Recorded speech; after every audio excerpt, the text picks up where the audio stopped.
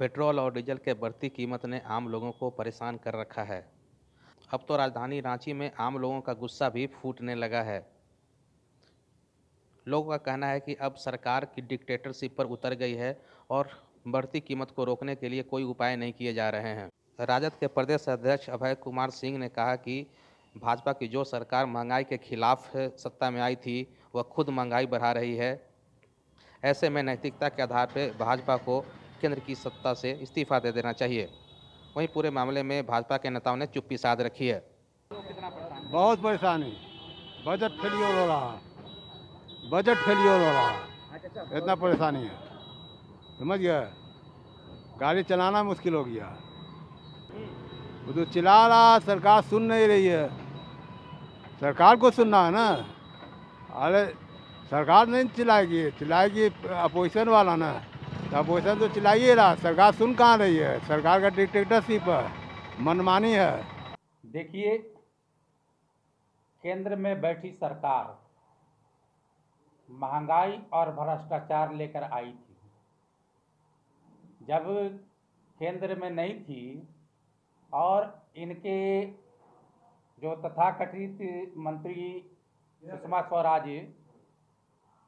प्याज का माला पहनकर जाती थी और स्मृति ईरानी माने पूर्व प्राइम मिनिस्टर को चूड़ी या सिंदूर भेजती थी महंगाई के खिलाफ। आज जो है पेट्रोल 100 पार कर गए, डीजल में बेतहाशा वृद्धि हो रही है। आज जब सत्ता में बैठी है सरकार है और उनको कान में जू तक नहीं रेंग रहा है, महंगाई पर डे टू डे बढ़ती जा रही है। इसको तो नैतिकता के आधार पर केंद्र सरकार को इस्तीफा दे देना चाहिए। देखिए, लगातार पेट्रोलियम पदार्थों में हो रहे मूल्य वृद्धि के खिलाफ कांग्रेस पार्टी मुखर रही है। लगातार हम प्रदर्शन करते रहे हैं। 100 रुपये के पार पेट्रोल और डीजल ये भारतवर्ष के इतिहास में पहली बार हुआ है। कुछ राज्यों में, कुछ शहरों में तो बहुत पहले हो चुका था। अब इसमें हमारा शहर रांची भी सम्मिलित हो गया।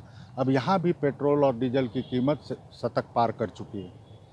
कहीं न कहीं केंद्र सरकार की गलत नीतियों का खामियाजा देश की जनता, हमारे राज्य की जनता भुगत रही है। कहीं न कहीं जिस प्रकार से सिर्फ एक प्रोडक्ट से टैक्स वसूली का काम केंद्र की सरकार कर रही है, तो इससे कहीं भी देश के लोगों का भला होने वाला नहीं है। यहाँ तक जो बढ़ती कीमतें हैं, हम इस बात से इनकार नहीं करते कि आम जो करदाता है और जो आम उपभोक्ता है उसके जेब पर असर पड़ रहा है। लेकिन साथ ही साथ पूरे देश में जो विकास के कार्य चलाए जा रहे हैं और जिस गति से चलाए जा रहे हैं, अभी आपने देखा होगा कि विगत 3-4 दिन पहले प्रधानमंत्री ने गति शक्ति परियोजना की घोषणा की। बिल्कुल टाइम बाउंड और समय पर क्वालिटी प्रोडक्ट का किस तरह से इंफ्रास्ट्रक्चर का निर्माण हो, इन सारी चीज़ों पर फोकस है सरकार का। कि जिस तरह से बड़े बड़े प्रोजेक्ट्स बनाए जा रहे हैं पूरे देश में, तो पैसा तो चाहिए। लेकिन मैं उम्मीद करता हूं कि आने वाले दिनों में केंद्र सरकार जरूर इस चीज़ पर ध्यान देगी और एक सहमति अगर बन जाए तो जीएसटी के अंतर्गत इसको लाने से तत्काल राहत उपभोक्ताओं को मिल सकता है। तो सभी राज्य सरकारों को इस दिशा में प्रयास करना चाहिए।